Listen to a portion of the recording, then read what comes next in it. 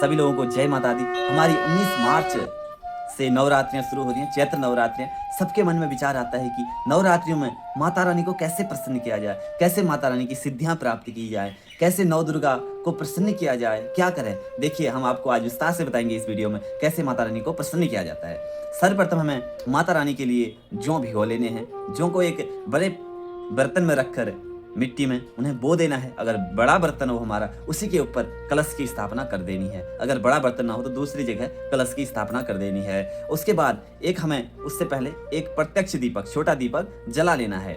और उसके बाद हमें सामने माता रानी की फोटो रख लेनी है, जो या जिसके घर मूर्ति हो, अति उत्तम बात है, वो रख लेना है। फिर हमें गणपति महाराज, माँ देवी का आवाहन कर लेना है, अम्बे माँ का, शिव शंकर भगवान, ब्रह्मा विष्णु, सबको आवाहन कर लेना है।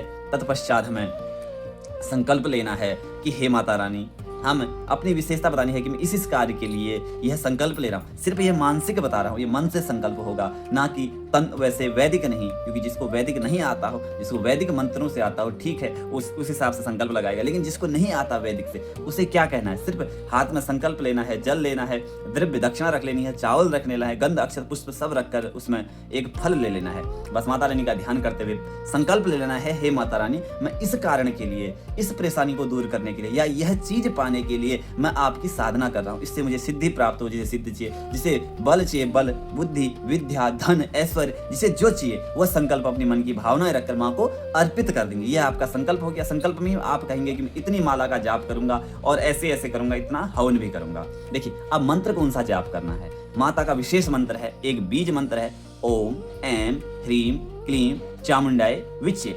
यह माता का एक बीज मंत्र है, यह सबसे शक्तिशाली मंत्र है। इसलिए इस मंत्र का जाप करेंगे आप। और इससे पहले सिद्धि कुंजिका स्तोत्र का जिसको पढ़ना आता हो, 3 या 5 बार सिद्धि कुंजिका स्तोत्र का पाठ करें। जिसको नहीं आता हो वो मोबाइल द्वारा सुन लें या हिंदी अर्थ पढ़ लें उसका, वो भी शक्तिशाली है, ठीक है। उसके बाद आपको अंत में भी वैसा ही करना है, सिद्धि कुंजिका स्तोत्र का पाठ पढ़ लेना है। वो लॉक हो गया आपका, उसको कोई चुरा नहीं सकता। और उसके बीच में आपको माला का जाप करना है। इस माला का 100 पाठ, 51 माला, 100 माला, जितनी आपसे हो सकती हैं। और उसी बीच में जितना हवन हो सकता है, जैसे दशांश अगर हवन कर सकते हैं तो ठीक है।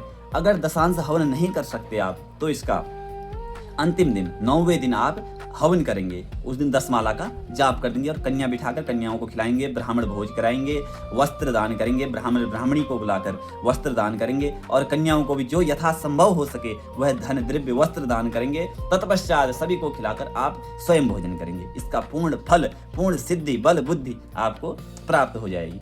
जय माता।